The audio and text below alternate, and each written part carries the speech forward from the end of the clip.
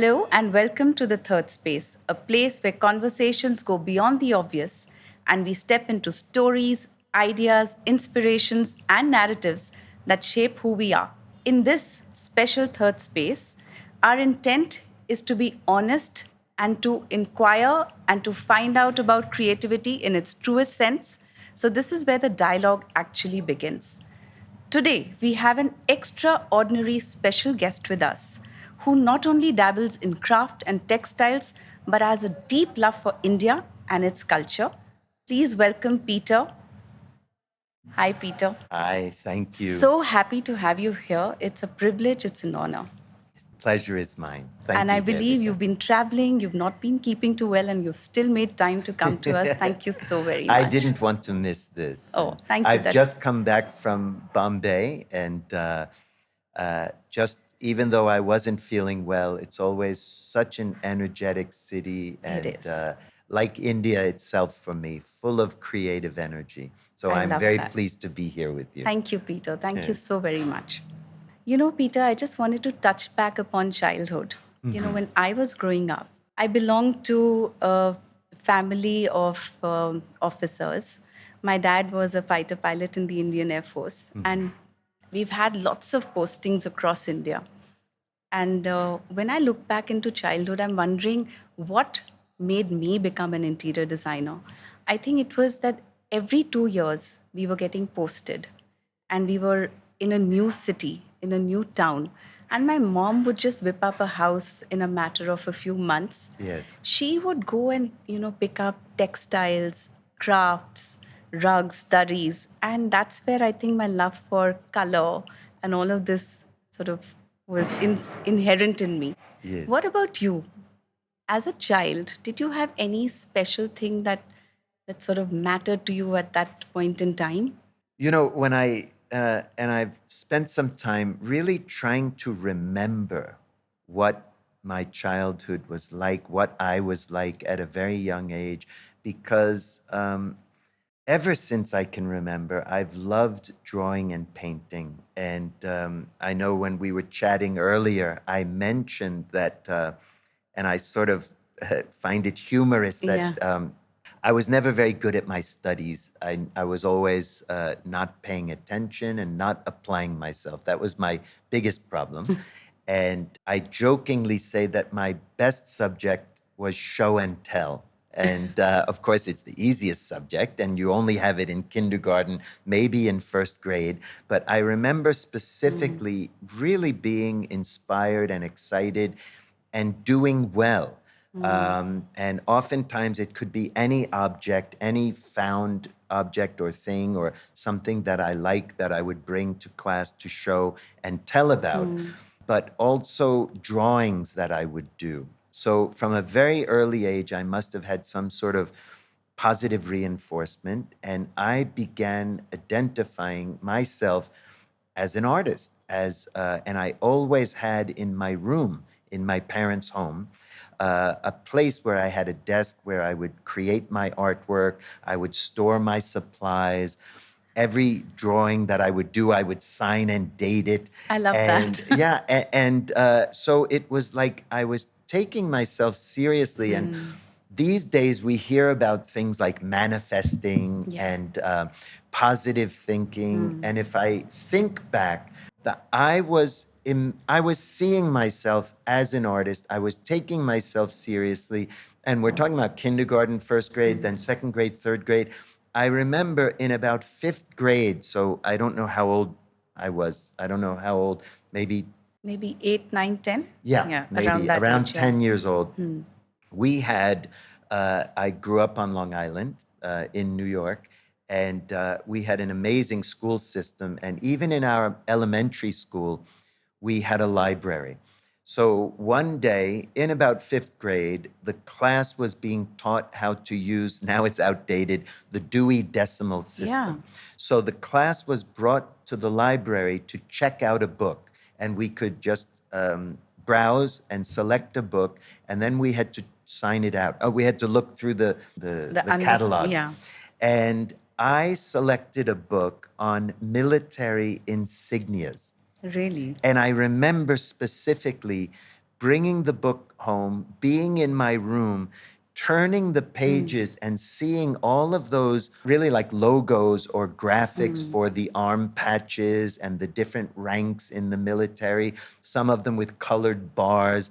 And I remember it was like a dopamine hit, and it was a bit of a high that I got from the visual stimulation of those graphics. And I've always been drawing, painting. So this began at a very young age. And it's interesting because I was like a skateboarding surfer boy out on Long Island, just jeans and T-shirts, and fashion was the furthest thing from my mind. I wasn't interested. I grew up in an amazing town, in a beautiful place, in a fairly modest family. So I didn't grow up in an old house surrounded by antique or precious things, stuff. And in high school, I had an art teacher who said, I always knew that I would study art and do something with art. I knew I had to earn a living from working, so it would be a commercial art. And in high school, my art teacher said, you've got to go to the Fashion Institute of Technology and study textile design. And I said, okay.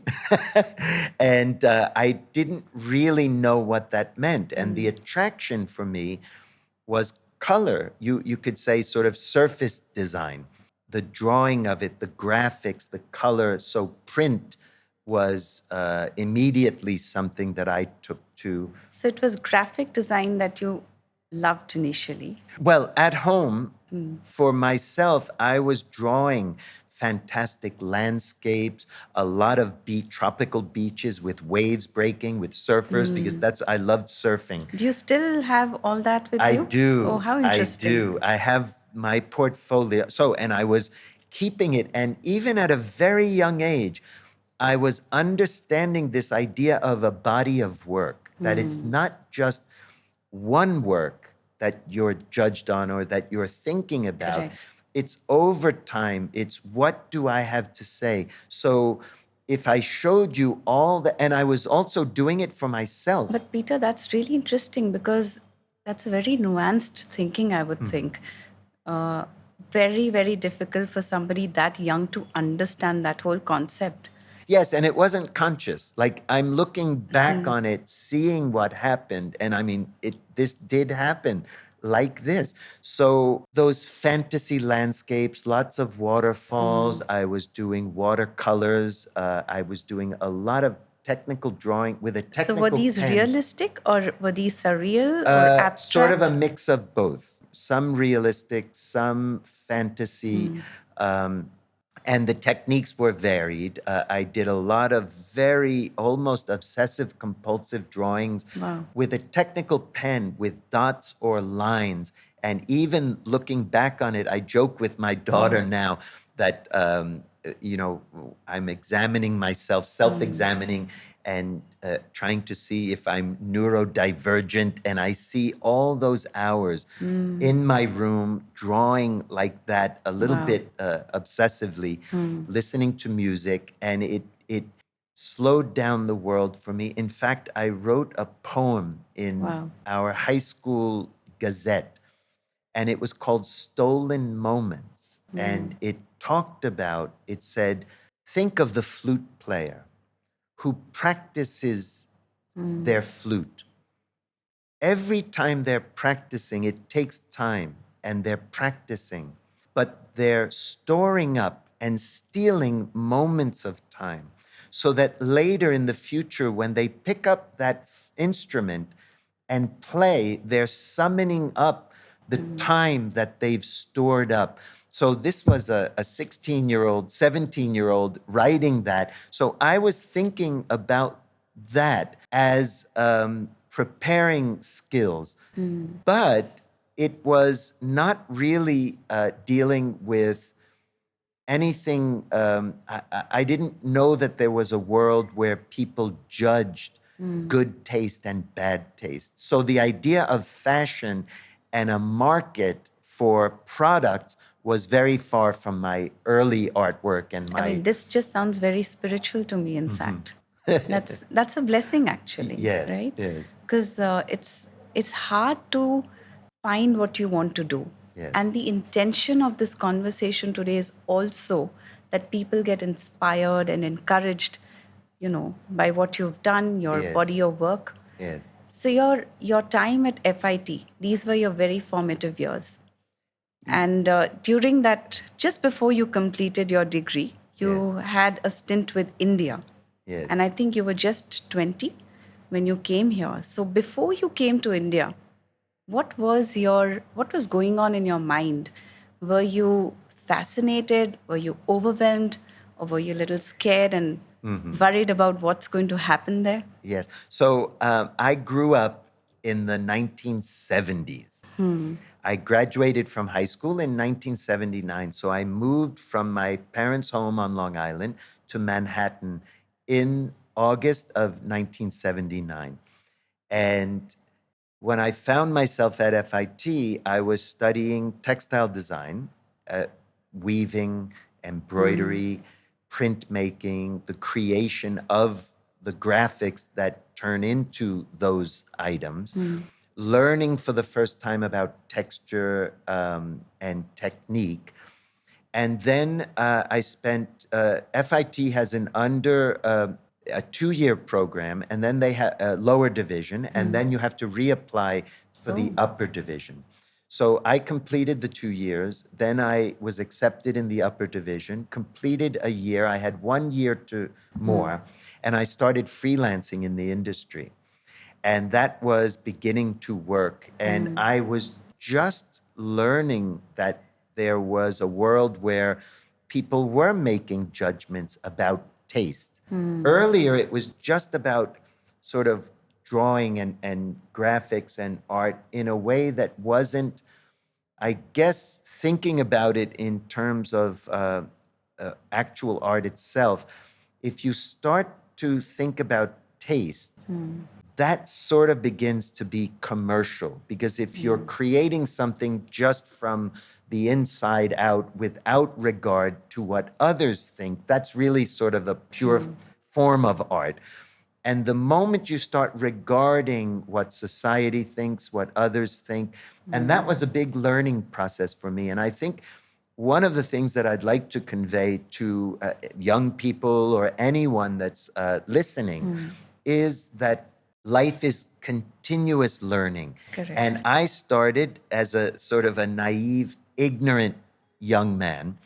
And in the summer before my senior year at FIT, I got a job with a menswear designer, and they sent me to India. And I had not traveled that much outside of the US. The reason I mentioned the 1970s is Yeah. because that was sort of a golden age in the US, or at the end of America's dominance in the world, and we didn't really look outside that much. And we thought that, the US was the center of the universe. And nevertheless, I've always craved and desired adventure and learning about the unknown. So when this company was going to send me to India, I was delighted. And I arrived really like a wide-eyed adventurer. And it never even occurred to me.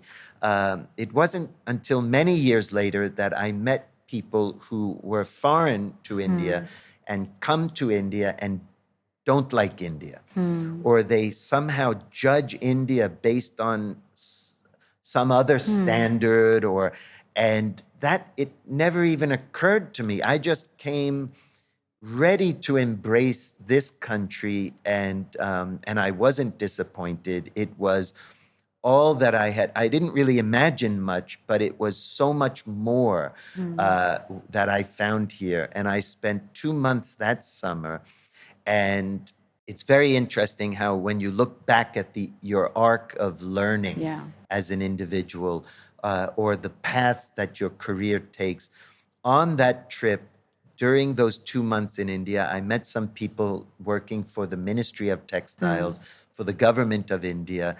And they said, why don't you go back and finish your final year at FIT and then come and work for us? So my very first job out of school was for the Indian government. That's so exciting. Yes. I think India's heritage and culture, it's just incredible. Yes. Incredible India, like we say. Every 100 kilometers you move, Yes. there's diversity in culture, textile, food, and Yes. I'm still blown by it. There's Yes. still Yes. so much to see. Yes. Art, architecture.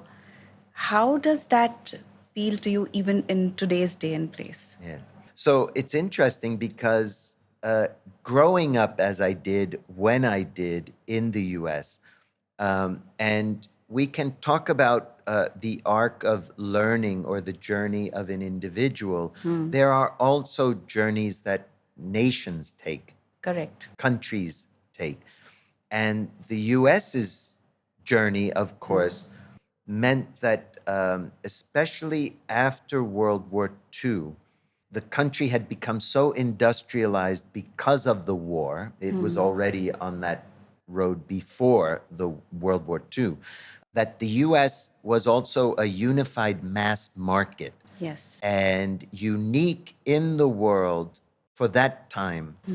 And that's what enabled very large companies, capital, to scale industrially. So I grew up, and when you have industrial production in a very industrialized country or society, you end up becoming homogenized and losing diversity. So that even if the US used to have different regional cultures in the Northeast, in the southern states, out west with the big Spanish influence, Right. over time, those differences disappear because of industrialization and increased communications. So when I came to India, which was more than 40 years ago, A very different India from now. yes, it was not an industrial country. Yeah. It was, and the diversity was, this is what I love. And when I came and worked for the Indian government, I was sent traveling all around the country with two young Indian designers who I was just out of FIT. They were just out of NIT in Ahmedabad. Yeah. And one of the young designers was a young man, Ashok Rai is his name. And he was, for me, like a walking encyclopedia. Wow. He knew so much. And we would enter a town or a village, and he would say, "You see that woman? You see the way her sari is tied? That means she's from this community. You see that man, you see the topi, that hat he's wearing, that means he's from that community, or he does this job or that." And these were the cultural anecdotes and the richness. When I landed first, when I was invited back working for the government, we were, the three of us, Bindu, Ashok, and I, were sent to Kashmir, to Srinagar, Oh, wow. to work. And we spent 2 months on a houseboat on Dal Lake. This was this was in the early 80s. Mrs. Gandhi was... Oh, I've lived there for 6 years. And In the late 70s, early 80s. Yes. so, well, Wow. yes. And for Bindu and Ashok, who were from Delhi, they were in a foreign country. That's how rich and diverse Yes. India is. Then later, when we went down to Kerala, it's another, for them, they were wide-eyed and Yes. soaking it all in. So forget about, yes, maybe there were things about the subcontinent that they knew Yeah. because they grew up in Delhi, but it was also foreign for them. So it's Yes. this diversity that really turned me on. And when I was saying that all my drawings when I was a boy were these fantastic landscapes and seascapes and jungle scenes, it was because I craved adventure. And this trip to India, it was like I was living my But fantasy. wasn't it like too much to take also because there was so much happening around you? I don't know why. Yeah. I just immediately, it felt like, and my Indian friends say, in another life you lived here. Maybe. It just is so comfortable for me, even if I don't speak the language. And if if I really try to think back to those early days, there was food situations that were foreign that maybe I got on the very first trip that when I worked for the menswear designer, I got terribly sick.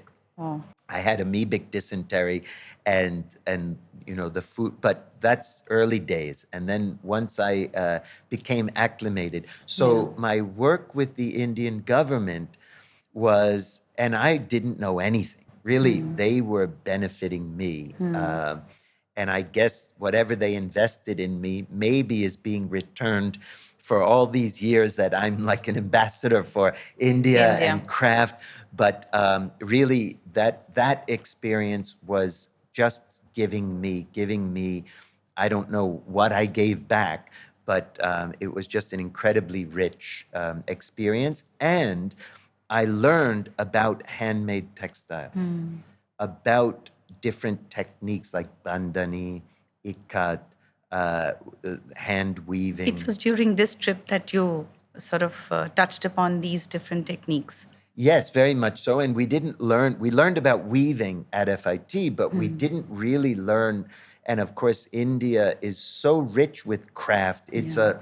It's a largely agrarian, and it's like going, I always say it's like going back in time.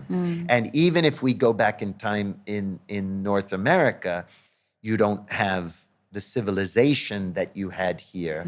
And in Europe, maybe you had more craft, but never like what Like you what we have here. had in India, the dominance and the influence of Indian culture on the whole world. So true. So true. Yes. So, Peter, you've worked extensively with textile. And I feel your USP, your forte, is the fact that you actually know these techniques. You've made that effort Yes. to learn about each art form. Like you spoke about bandhani and other weaving techniques.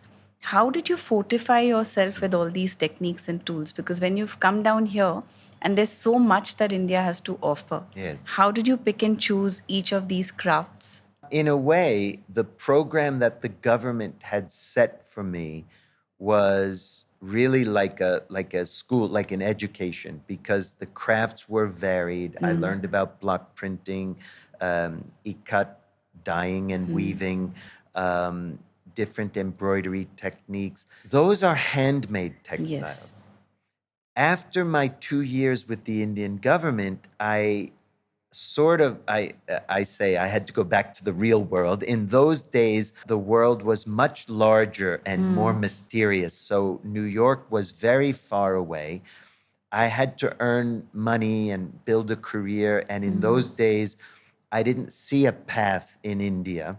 So after 2 years, I went back to New York. And I'm using my New York experience to answer your question about Sure. techniques and Techniques, learning yes. techniques, because the handmade textiles is only part of the story. When I went back to the US, I was exposed to the world of, let's call it big business, large commercial, industrial production of garments, of textiles, of home furnishings. And that's a whole world in and of itself. I had the great good fortune of, after my time in India, and I didn't mention Mrs. Jaikar, Yeah. and the Festival of India, and Rajiv Sethi and Martin Singh Mapu, Mapu. this was the milieu that I was sort of thrown into, and all of my friends were in this very elite group of Indian culture and handmade textiles. So that was the exposure. And I always felt like it's funny, even today, if anyone calls me like a master or thinks I'm an expert, I'm not. And my friends are the experts. I learned a lot, but then I left and went back to New York.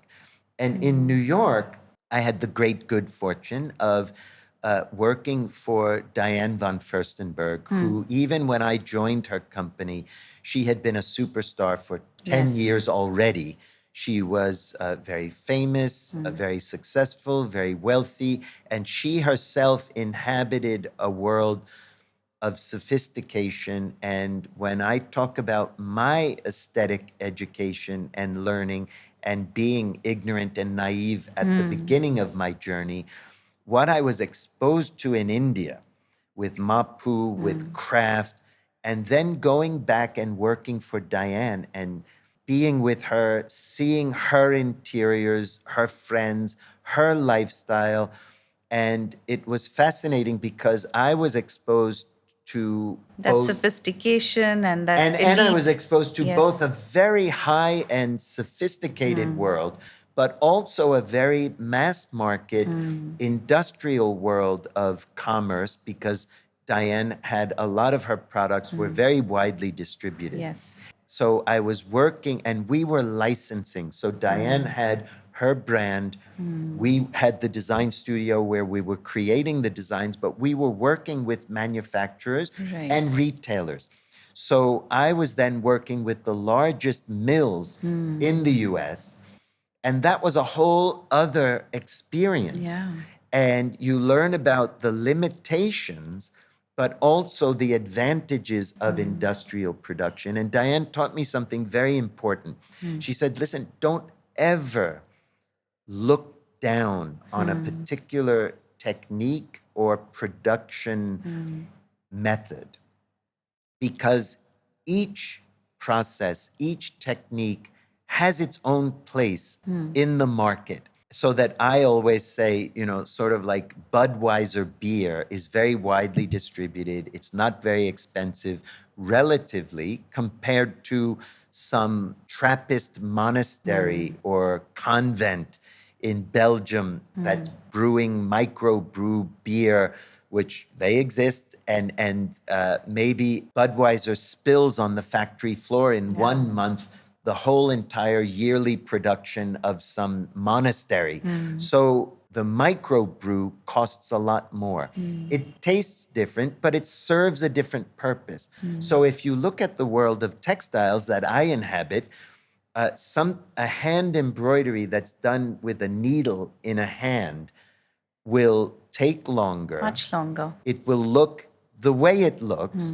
It will be very different from a computerized, industrially produced embroidery. Exactly. But you can't criticize the one. They're apples and oranges, and each has its own place. And Diane really taught me that, not to be a snob. If you're going to be a purist, but no, don't criticize other people. That's the conversation we were having yesterday. Yes. About how in India also, these small villages, earlier you would see the ladies and the men actually wearing pure khadi, Yes. woven khadi, which they were doing in their own home. Yes. And now you see them in synthetics.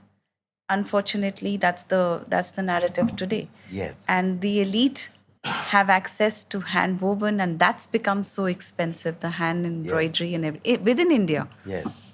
If we understand the market, human nature, we will recognize that we're not creating art for art's sake. We're creating products that are commercial. And the moment you're selling products and it has a price, quality is involved, aesthetics are involved, exclusivity. The price is linked to the production method. So Yes. if you don't have a lot of money and you have access to industrially produced textiles, usually the quality is very high. I'm not talking about aesthetics, I'm talking about the actual practicality of the cloth. If the aesthetics are good, that's a bonus. And the price is low. So that's very accessible. So there are the majority of the people in the world are concerned about the cost.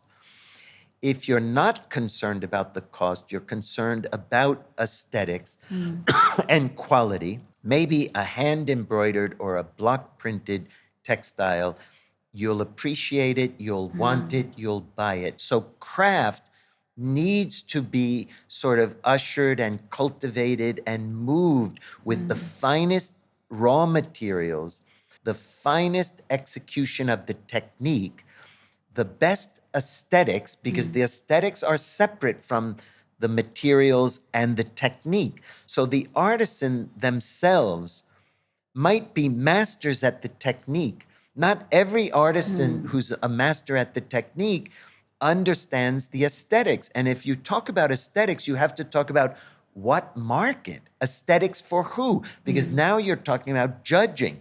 Oh, that's bad taste, that's good taste. Who's doing the judging? it's all relative. There's no formula to prove Yeah. this is better than that when you're talking about aesthetics. You can prove raw material and the quality of the material. Finesse.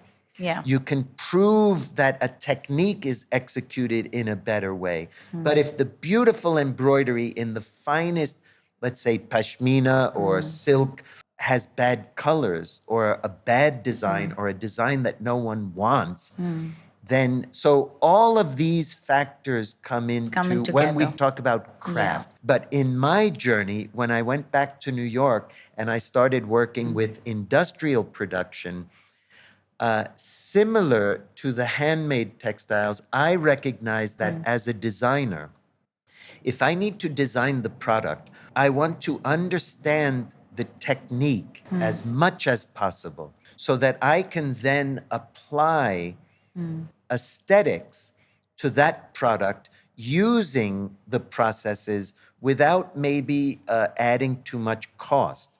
So if and so what happened was I did learn. I spent a lot of time at textile mills in the southern states in the US where we were weaving on air jet looms, industrial looms. We were printing on giant rotary printing machines. I learned about the use of colors and I actually innovated on those machines. And it's interesting when I'll just very quickly, and I know it's a bit of a digression, on a big rotary printing machine, you have these giant rollers that are screens, like screen printing. And you were limited with the amount of colors you could use. Each color was an increased cost.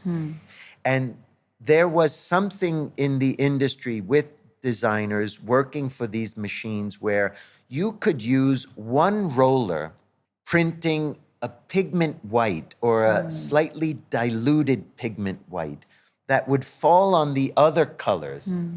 And when it fell on the green or the pink or the blue that was printing, it would create like a half tone.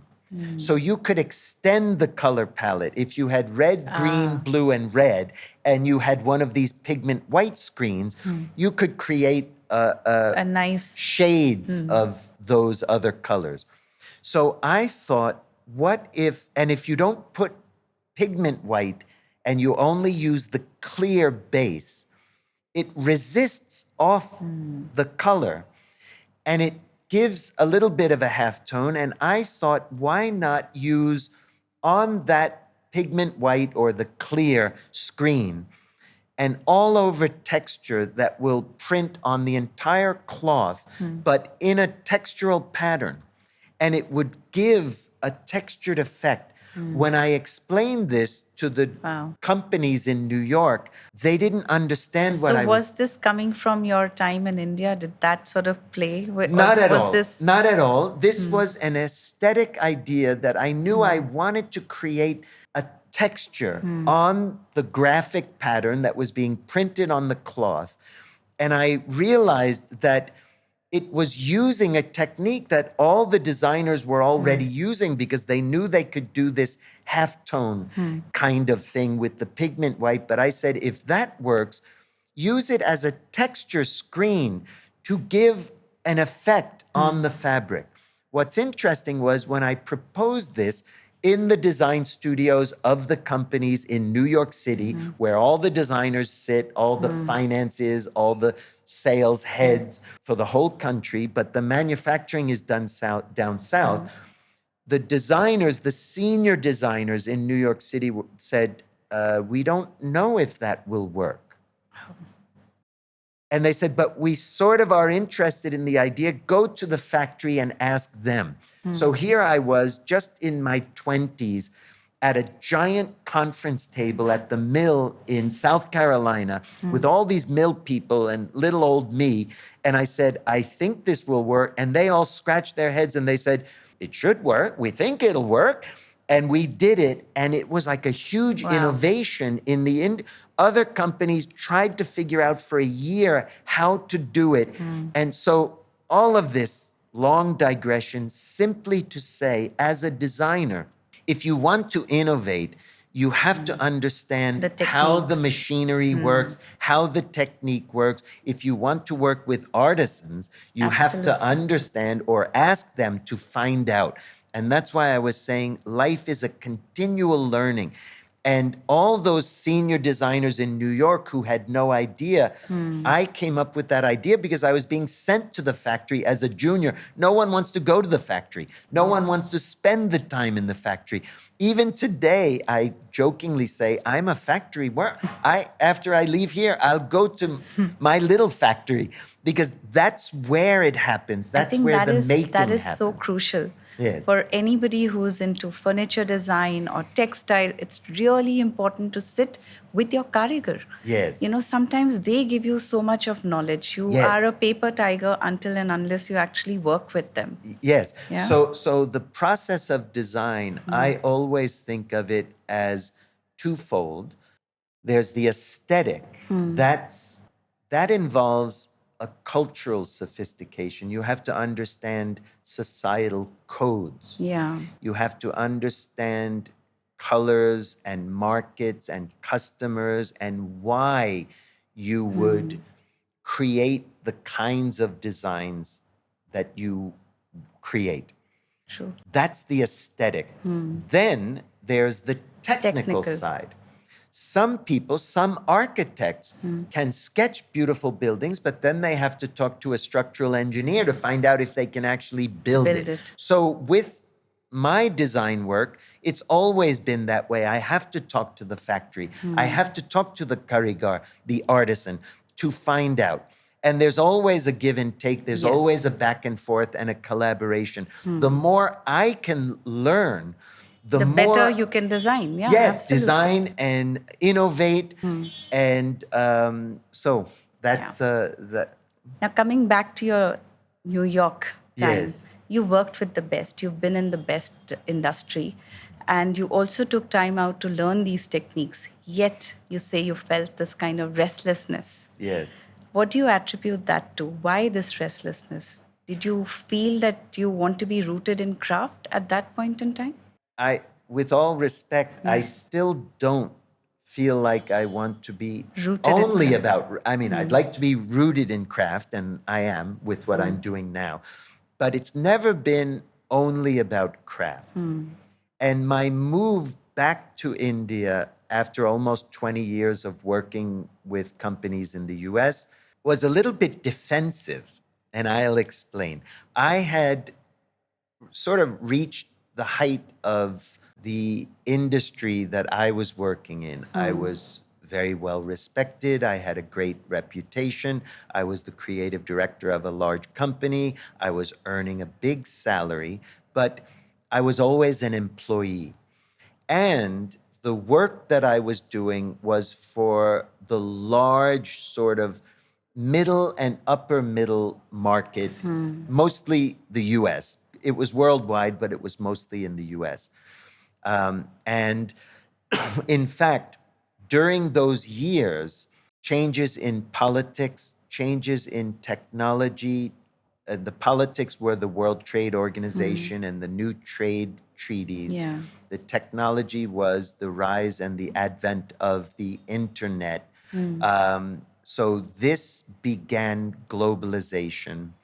The politics of those trade agreements meant that all the manufacturing in the US was swept away. Most of it headed east Right. from the US. First, a little bit to Europe, a lot then to Turkey, then to China, Pakistan, India. But India was never large industrial textile production. It was always the added value, a lot Yeah. of handicraft. Yeah. So I started being sent all around the world to visit industrial factories because we were now producing in Pakistan, in China, in Turkey. So it was a wonderful learning experience. Again, I would learn You about were traveling a lot and traveling all over the world. And I'd always stop in India to visit my old friends. And when you're an employee and in the US with big business, with large amounts of capital and risk, And when you're serving a very big market, you become risk averse. When you're developing products, you want to be very careful. Yeah. Everything is very commercial, and that became a little boring for me. I was craving to be more creative. I was seeing the changes happening in India. I missed all the liberalization of the 90s, and suddenly my friends who were designers here were working on all kinds of exciting things. Their businesses were growing. Globalization was happening. So that's the restlessness that you I felt. was restless Yeah. and also feeling a little vulnerable being an employee. I was on one trip, I would make round the world trips, and I was in Shanghai and I was staying at the Four Seasons Hotel, and I went down to the lobby and everything was so modern and creative and new. Again, I was dazzled by this foreign place. It was the same but different. And there was a boutique in the lobby of the hotel with these incredible silk handbags with a Chinese brand on it. And then after Shanghai, I came to Delhi and I went to, I think it was GK1 Market, and saw this shop selling beauty products. And there were shlokas on the wall of the shop. The concept was sort of Ayurvedic Yeah. beauty. And I was impressed. And I had read Thomas Friedman's book, The World is Flat, where he talks about the rise of Asia Yeah. and the creativity. And once this creativity is unleashed on the world, we were already years into, this was around 2004, 2005. I moved back in 2005. And so globalization had been happening for a good 5 years. All the business processes and manufacturing was already being outsourced. All that manufacturing was gone. And I thought, why not come? I wanted to be here. Just personally, I wanted to be here. I loved India. I did want to be near craft, doing something and being near where the products were being made. Because in the US, we sit in Manhattan and things were being made all around the world. And I wanted to have that closeness. I didn't feel creative anymore sitting in the studio in New York. I was directing a 16-member design studio in Manhattan. So that felt like isolation. Yes, isolation, and it felt inauthentic. And I wanted to be authentic. And that's when I had the idea of creating a brand from here. And now in this 2025, it seems obvious. If you go back to 20 years ago, it wasn't as obvious. Now we have Indian brands very proudly born in India, Yes. made in India, going out to the world. That wasn't yet the case. And in fact, I came on that huge excitement and rush of globalization. And what's happened in the last few years politically around the world with the pullback. And now, now somehow in the US to be a globalist is a bad thing. And I'm a free trade advocate. I think it's a mistake to close your borders. I think more openness, more exchange.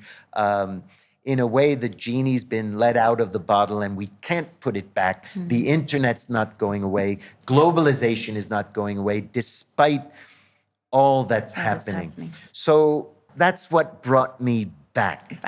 Coming to you setting up in India. Yes. Coming from the West, and you've had Yes. New York at your disposal, and the systems were so in place. Yes. Now, 20 years back when you set it up here, that must have been very, very challenging because the systems out here and Yes. getting your work done, compliances. Yes. How did you break through all of that? How did you wade through all of Yes, that? and I never wanted to build something as a foreigner.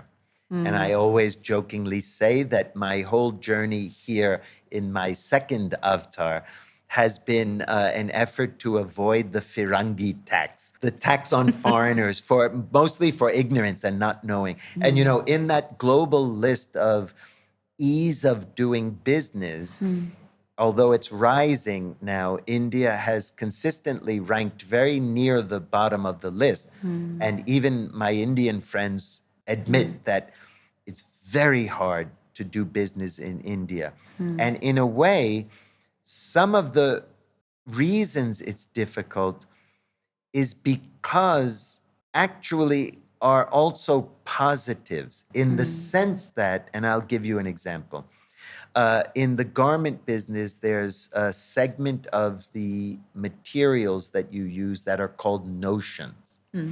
Buttons, zippers, hooks, clamps, different kinds of pieces that you would use. In the West, in Europe and in the US, these markets are very organized. The supply chains are there. There's continuity. If you create a sample using products that you find from the market, when you go back to buy more, you'll find it. In India, oftentimes it's sketchy. The supply is not there. You get it, you make a sample one day, you go back, it's not there. So even with selling B2B garments wholesale in India, like the fashion weeks, it's a little bit like going through the motions of what they do outside at fashion weeks, because the truth is, it's changing, but the truth is, for all these years, if you go to a fashion show, the audience is not buyers. There aren't chains of stores with buyers coming to the fashion week to write orders for open to buy. That whole system is only just really forming. So either you open your own stores, or if there are freestanding stores, they want to work on consignment. It's not a developed market, which we all know it's not. But because it's not so developed, it means that the ease of entering the market, starting a company, hiring, being in business, it's a lot. I couldn't be doing what I'm doing here in New York City. So it's a lot accepting, you would say, of somebody who's starting new. Yes. And also you have to go, it's a little bit like, and I don't want to say anything that's sort of illegal, but it's sort of like we can complain and complain and complain about the chaotic traffic. But on that evening, when you come out to the main road and you have to turn to make a U-turn, but you have to go pretty far on the road to come back around. But if you just sort of turn right against the oncoming traffic and I know which intersection you're talking about. Yes. So Yeah. you complain about the lawlessness. And you do it. Until the moment that you need, and I have to say this also, my journey here, and it's still difficult, but I have gone through such difficult times, and I have to say that I have been treated so kindly by suppliers, by landlords, in a way that I would never have been treated at home in New York. I have been in arrears. I have been in trouble financially, and just the big-heartedness. I was in arrears on my rent, and my landlord was coming to me feeling awkward to ask for money. It's money that I was in arrears. He's due it. So this kind of thing in the West, everything is, what I love about capitalism is it's pure logic and it's rationalizing and it's efficient, but it's also brutal and Here hard. it is emotions. Yes. Yes. And here in India, you have the emotions, Yeah. you have that human connection. It's the same, of course, with craft. So, and my shifting here, I didn't sort of complete the story, which was that when I saw that Chinese brand and then that Indian brand, which, by the way, it was Forest Forest Essentials, Essential. a family that I've become friends with and know and love. When I went back to New York, I had said that I had this great job, high salary. The company I was working for was up for sale. And this is the other thing about capitalism. And when you're an employee, you feel vulnerable. You never know what's going to happen. So suddenly it was up for sale. My boss, the chief operations officer, was organizing a management buyout, and he wanted me to join that team to buy the company. And I didn't want to do it. And I was already restless. So I decided to You chose come India. to India. Yes. Oh. And it's been difficult, as I said, but it's also been tremendously rewarding. And I've learned so much.